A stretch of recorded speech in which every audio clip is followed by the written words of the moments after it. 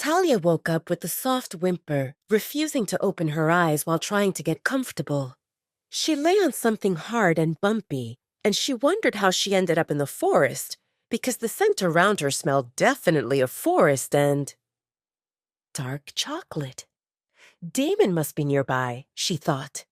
Something heavy pressed on Talia's back, preventing her from getting up or rolling to the side, and a rock dug into her belly uncomfortably. She squirmed a bit and reached with her hand to move that protruding thing before it left a bruise on her stomach. Ugh! A muffled groan sounded from just above Talia, and her eyes snapped open.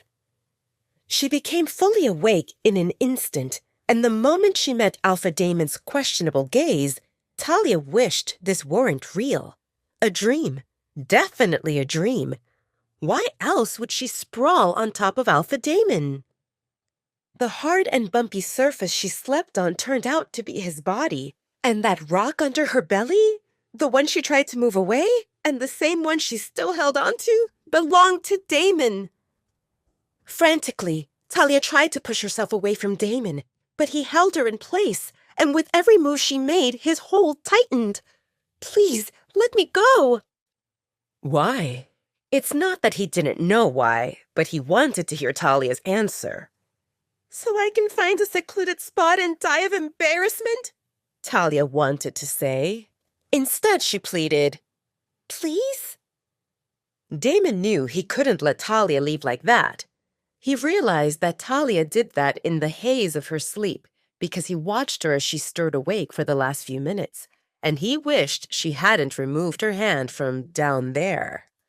Damon could already imagine Talia curling up into a corner in a desire to be invisible, or worse, running away and leaving for good, and he felt the urgency to flip the situation around.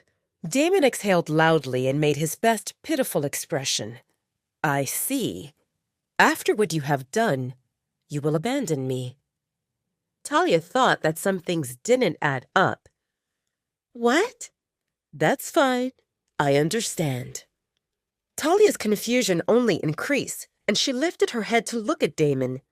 What do you understand? Damon pressed his lips into a line and shook his head faintly. I will be fine. Go on. He released his hold on Talia. You don't need to take responsibility. Talia didn't move. Responsibility for what? You slept the whole night on top of me, and then you groped me, and now you want to pretend like it didn't happen. Oh, God! He said grope, and that made it more real. She groped scary Alpha Damon? Talia really wished to disappear.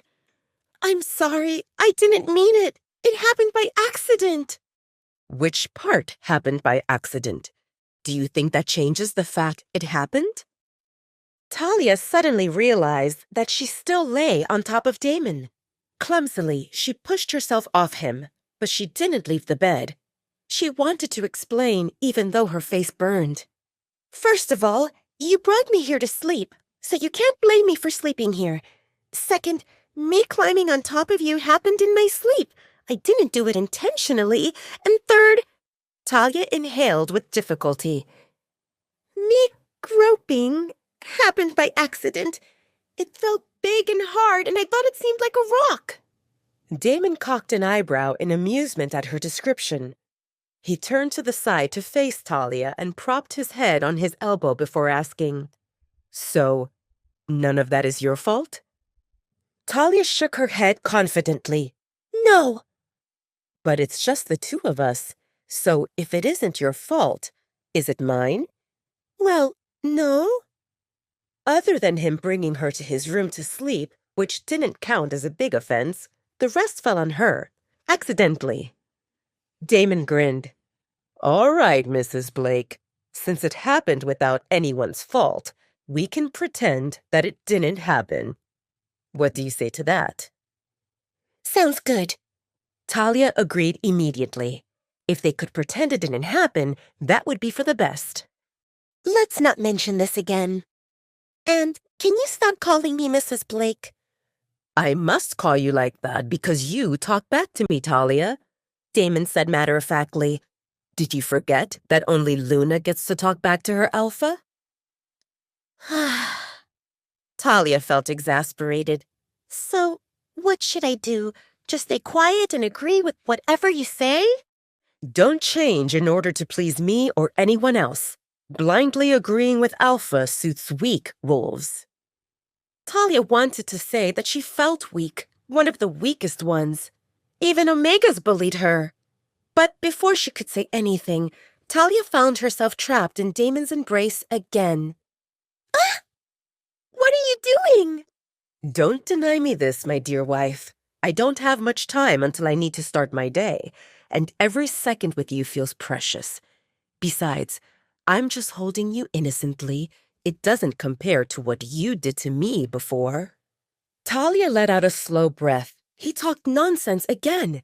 Didn't they agree to pretend that the unfortunate incident didn't happen? You have a busy day ahead of you? Talia asked while trying to steer the topic to something less uncomfortable. Mm-hmm. Damon hummed in confirmation. During breakfast, I will check with Kaden and Maya if they need my input on anything urgent. And then, I'm taking my wife out. Damon gave Talia a knowing look, and it took her a moment to realize that she represented the wife. Oh, right. Yesterday, after her appointment with Dr. Travis, Damon asked her to accompany him. Somewhere. Out where? Damon inched closer and his breath splashed on her ear. Somewhere secret. Talia felt unsure if she could handle any surprises from Alpha Damon. He seemed too much to handle even when he didn't try to surprise her. Can you at least give me some hints? How long will we stay? Is there any dress code? Damon thought for a moment before responding. We will stay as long as we have fun. A couple of hours, but not overnight. As for the clothing, wear something comfortable. Talia liked that he said she should dress comfortably, and her heart swelled with excitement while thinking about the mystery of where they would go. Her mind flashed images related to their walk in the park, the flavor of the cotton candy, and the restaurant. But she quickly pushed those thoughts away because Alpha Damon lived a busy life. And he definitely wouldn't take her somewhere to dawdle for hours. We should get ready then. We should, Damon confirmed, but he didn't move. He looked into her honeyed eyes that appeared clear after a good night of sleep, and his sight moved to her lips. He really wanted to kiss her. Damon put his hand on Talia's cheek. He cursed internally at the realization that even though they lay in the bed, holding each other, an invisible wall still stood between them. Do you want to shower in my bathroom? Talia's eyes widened as his words sank in. What? You slept in my bed. Do you want to get ready in my bathroom? We can take turns, or to save time. His voice trailed off. Talia's face turned red again.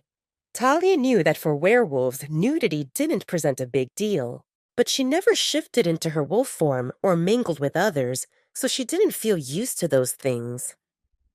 Talia remembered that on the previous night, Damon slept in her bed, and then in the morning, she saw him getting out of her bathroom.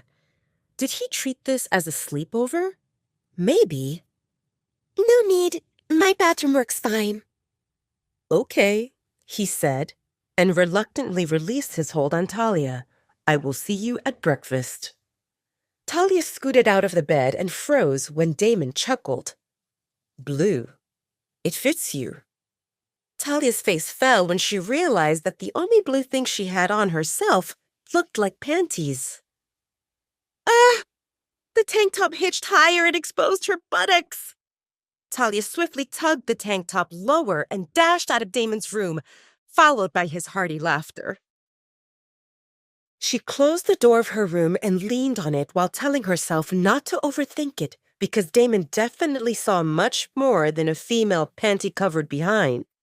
Besides, if they went to the beach, she would expose more than that. The fact that she felt this flustered only served for his amusement. Wait, that's not the end. You've just had a free taste. Now get the full story on the Pocket FM app, link in description. Check out our next video and playlist, and don't forget to like, share, and subscribe.